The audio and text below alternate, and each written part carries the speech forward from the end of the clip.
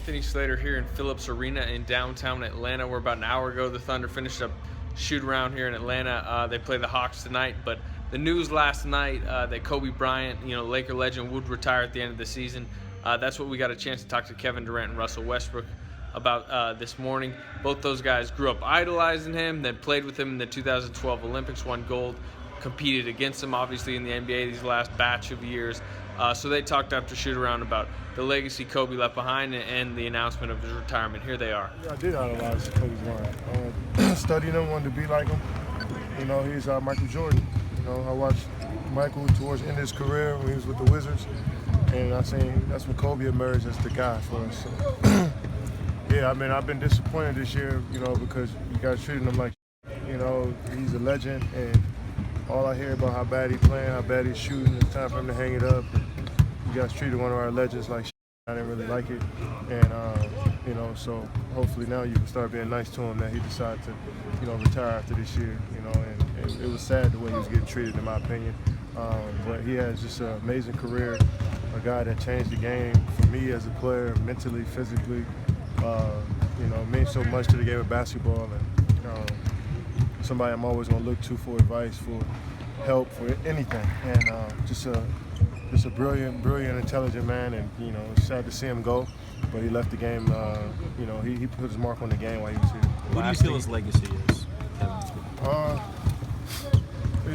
We compare a lot, but I don't want to do that. But just in my era, the greatest player that ever played the game. It's got countless moments, of his greatness, and it's gonna be different not competing against him. It's going to be different going into Staples Center and not seeing 24. But we just got to enjoy him, while he has the rest of the season, and respect him, and know that he did all he could do for the game of basketball. And as long as he's going out peaceful and on his terms, man, you can ask for a better ending. Was there a lesson or something you learned playing with him in the Olympics?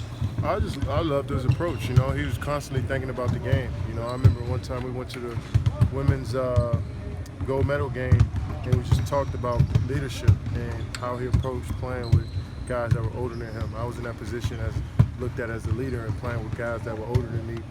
At 23, I didn't know how to really, approach that, and he taught me some things that I learned from him, and it showed me, even in our downtime, he's thinking about the game of basketball, is willing to help. As many times I called him at 3 or 4 in the morning just to talk about basketball, and he was right there. So a lot of people don't know that side of Kobe, but sort of like me, he just wants respect from his peers and his teammates, and he can care less about everything else. Kevin, you grew up watching Kobe number 8 competing against 24. What was the biggest difference between the two Kobes for you? Just a number.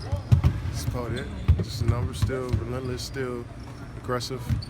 Still athletic. Shoot the ball. Just overall flawless player. Offensively, defensively, brought that intensity and just demanded a lot from everybody on the court. You had to up your level of play when you played against the Lakers. What can you remember about the first time you played against him? I can remember him shooting 44 times in my rookie year on a back-to-back, and he had 48 points on us. So yeah, that was one of my first memories. That's before they got Powell, and they still were struggling a little bit, but.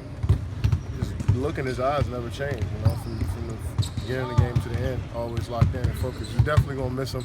I hate that we got to talk, we're going to finally talk good about him when he's gone, but, these years that we had him, we tried to, everybody was happy that he wasn't shooting the ball like they wanted him to, or he lost, or, whenever he made a mistake, we were worried about that instead of just appreciating the greatness. You expect to take advantage of the Hawks 3-point shooting tonight? Say it again? You expect to take advantage of the Hawks 3-point shooting tonight? Take advantage of it?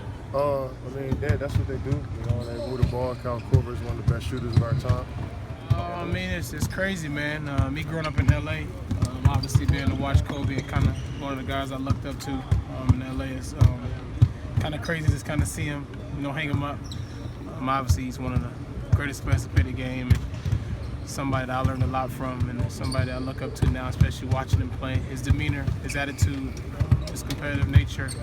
And it's going to be crazy to not see him on the floor, but throughout this season, when we play him, get an opportunity to kind of thank him for what he did for the game of basketball, and just for me being a kid in LA growing up watching the Lakers, it was good for me. You mentioned learning from him. I know obviously you played in the Olympics from him. You talked about you take some post type stuff from him. What exactly have you learned from him? A lot of things, man. A lot of things. The mindset. I think the mindset is coming in and having the killer instinct. I think a lot of players, take that for granted, especially come from him, and him being able to have the killer instinct. And sometimes, it was always great in other people's eyes, but I think it made him a better player, made him the player he is today. He's always spoken very highly of you, and that killer instinct. Has that meant a lot to you? Definitely, man.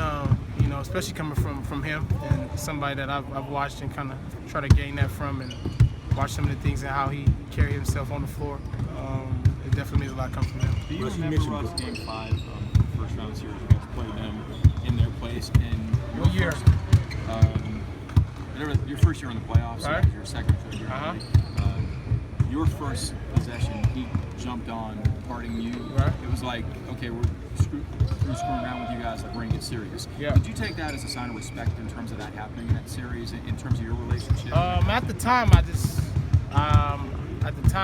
trying to, tune it out and kind of still do exactly what I needed to do for us to try to win the game. Obviously, that was my first time in the playoffs, and him switching over was a big thing because I played well the first couple games. And it's me just a challenge, another challenge. I took it as a challenge. Kobe was a great defender, and he did a good job.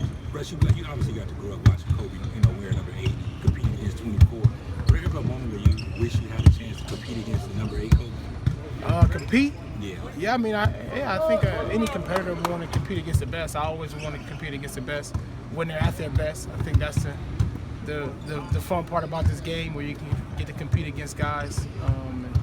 When they're at their best, like a lot of older players and a lot of players that play this game, they always talk about when they was young and when we're young, and if they can play against each other, it'd be interesting to see. And I definitely wouldn't mind doing that. Do you remember your first game against him? And if so, how did that go? First game? Were you intimidated? Were you nervous? No. I wasn't intimidated or nothing. I didn't have to guard him, so I wasn't worried. I wasn't worried none. Just trying to focus on guard Derek Fisher at the time. So. Russ, seems like you guys as an offense